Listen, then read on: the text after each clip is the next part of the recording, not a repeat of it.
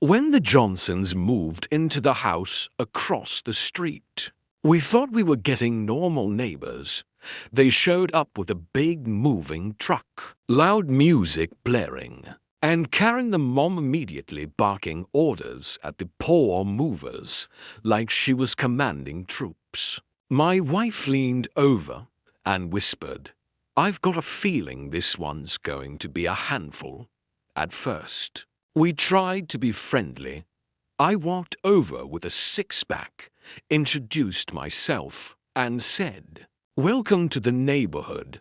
Karen didn't even look me in the eye. She just muttered, "Yeah, we'll see if this place is worth it," and snatched the beer. No thank you, no smile. That was the beginning.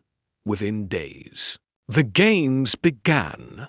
Their teenage son thought it was hilarious to ride his dirt bike up and down the street at 10 p.m., tearing up our front lawns. When I asked him to stop, Karen came storming over, pointing her finger at me like I was a criminal. "He's a boy. Boys need freedom. Don't you dare tell my son what to do." That night, my wife and I lay in bed listening to the engine roar outside our window. That's when I realized this wasn't just bad manners. They were doing it on purpose. Soon after, our trash cans started mysteriously tipping over every pickup day. Bags ripped open, garbage spilling everywhere. My security camera caught their daughter giggling while shoving it over with her foot. I walked over to Karen with the video on my phone. Her response: she smirked and said, "Kids will be kids. Maybe if you weren't so uptight, they wouldn't find you such an easy target." That smirk burned into my brain. My kids started dreading going outside. Their basketball got mysteriously popped one afternoon. Their bikes ended up knocked over in the driveway, scratches down the side. And when I confronted Karen again, she actually laughed and said, "You should toughen them up." The world's not a safe space. It was clear tormenting us was their idea of entertainment. But here's where the fun turned into their big mistake. One Saturday, their son thought it would be funny to rev his dirt bike right through our yard. He tore up the grass, left skid marks, and nearly clipped my dog. That was the line.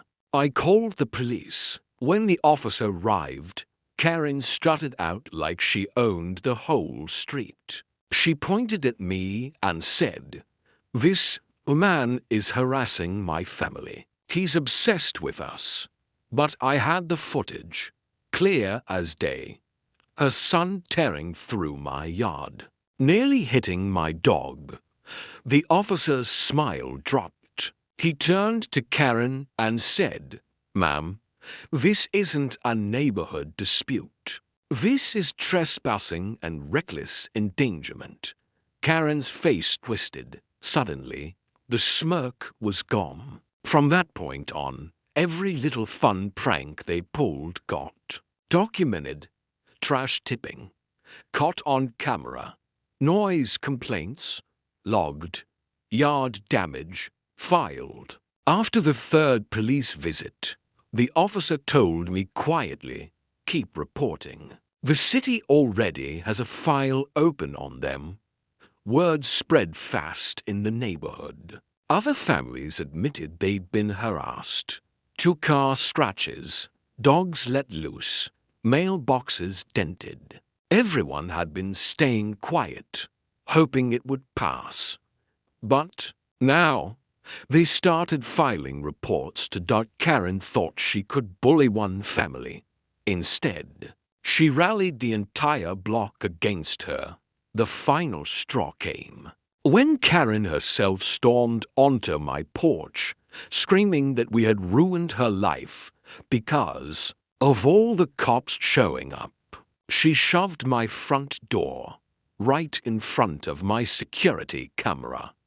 That was enough. The police didn't just write a ticket, they pressed charges. A restraining order followed. Their dirt bike impounded, and not long after, a moving truck appeared, again in front of their house. This time, it was quiet. No loud music. No neighbors waving goodbye. Just Karen standing there with her arms crossed, glaring at a street full of people who were finally smiling again. As the truck pulled away, my wife turned to me and said, "You know, for people who thought tormenting us was fun, they sure didn't look like they had any fun leaving." And that's the thing about people like Karen. They think intimidation makes them powerful. But the moment you stand your ground, document everything, and let the law do its job, suddenly, the bully isn't laughing anymore.